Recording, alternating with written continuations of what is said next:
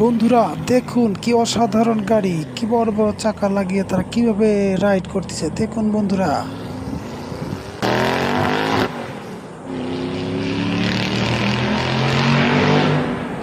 ভালো লাগলে সাথে থাকবেন এবং লাইক কমেন্ট এবং সাবস্ক্রাইব করে পাশে থাকবেন।